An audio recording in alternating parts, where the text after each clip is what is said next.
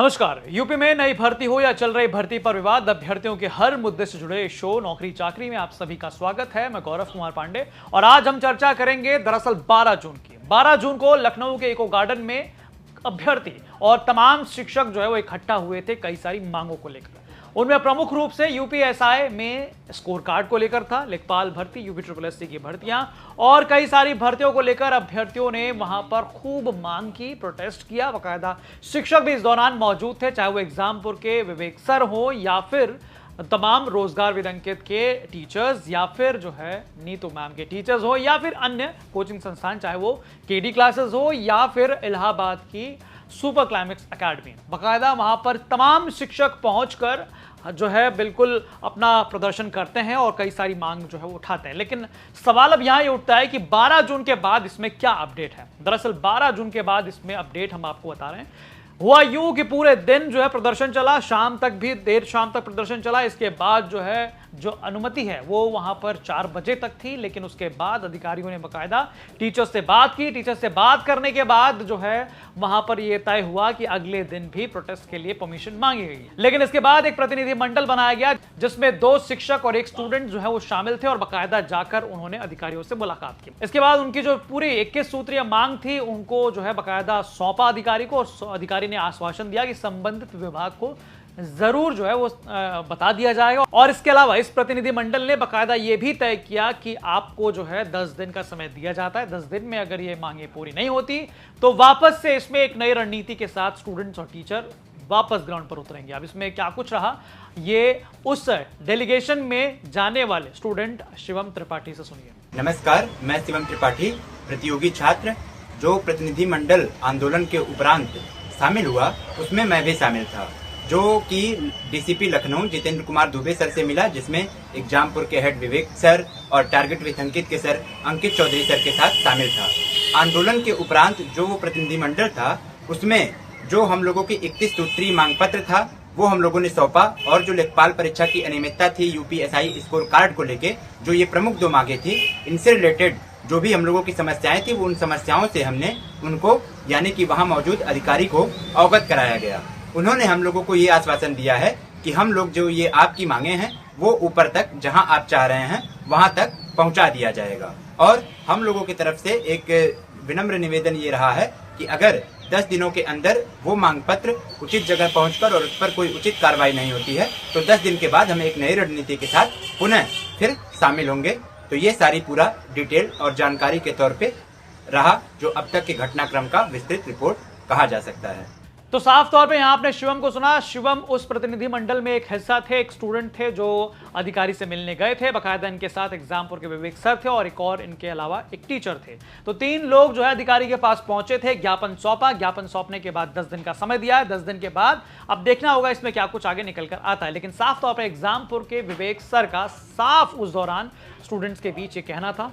साथियों, आज 12 जून 2026 Lucknow eco garden का जो मैदान है ऐतिहासिक दिन का साक्षी रहा है, जिसमें उत्तर प्रदेश के समस्त छात्र छात्रा और साथी शिक्षकों ने मिलकर जो उत्तर प्रदेश में भर्तियों में, चाहे वो पुलिस भर्ती बोर्ड की हो, चाहे यूपीएससी लेखपाल की हो, उनमें जो अनियमितताएं चल रही है, जो मनमर्जी चल रही है, उसके खिलाफ बहुत ही बुलंद आवाज में पूरे शांतिपूर्ण और कानूनी तरीके से साथी ये एक प्रदर्शन आज हम सबने मिलकर आयोजित किया है।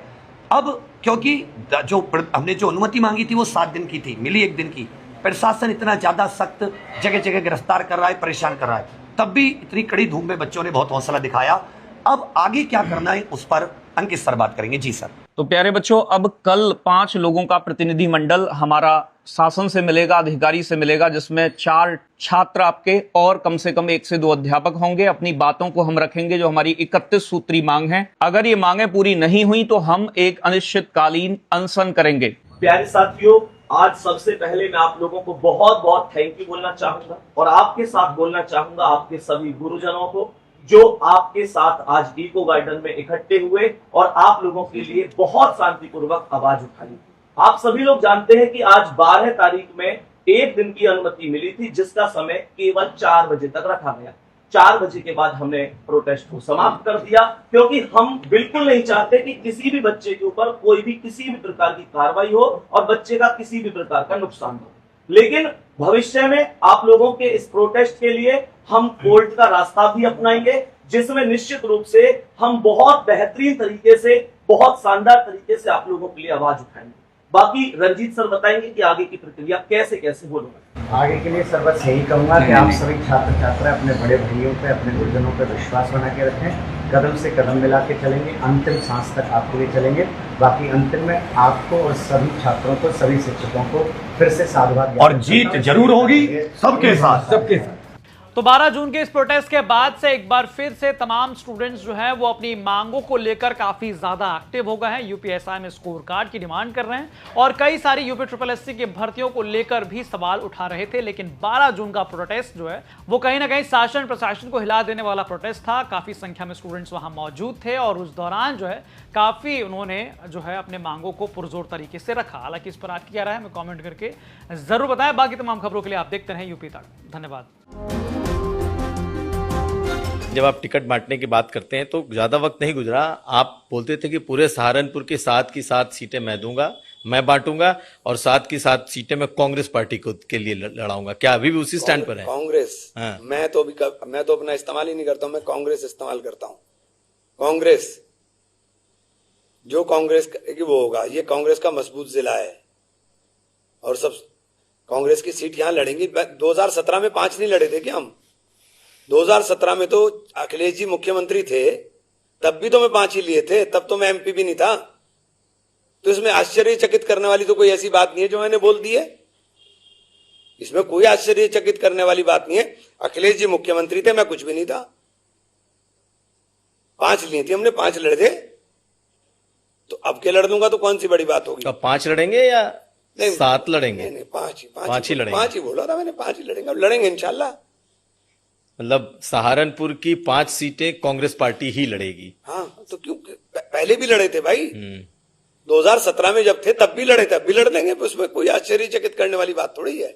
तो आशु मलिक को इस बार आप जिताने की कोशिश करेंगे? किसको? आशु मलिक को। देखिए, मेरा से आशु मलिक, आप पता नहीं आशु मलिक को क्यों मेरे साथ जोड़ते हैं। कोई वहां मेरा कैंडिडेट है, 47,000 वोट से जीता हूं मैं वहां से, और इनकी मुखालफत के बाद जीता हूं, कोई इनकी माफकत के बाद नहीं जीता हूं। मैंने कहा मैं मुनाफिक नहीं हूं। अगर मैं मुखालफत करूंगा तो ओपन करूंगा, ओपन कह रहा हूं कि नहीं लड़ाऊंगा, मेरा कैंडिडेट लड़ेगा। मैं कोई ऐसा नहीं हूं कि आप मेरे साथ रहेंगे और मेरी पीछे से काटेंगे, नहीं। इमरान मसूद है मेरा नाम, मैं किसी की मुखालफत पीछे नहीं करता हूं। मुझे जो करना है फ्रंट पे करूंगा, पीछे कुछ भी नहीं करूंगा। तो इस बार आप क्या करेंगे? मेरा कैंडिडेट लड़ेंगे, 5 लड़ेंगे ना, कहता हूं मैंने, 5 लड़ेंगे मेरे। और कोई आश्चर्यचकित करने वाली बात नहीं। पिछली बार भी लड़े थे 2017 में भी, अब के भी लड़ेंगे। इसमें कोई ऐसा वो नहीं है।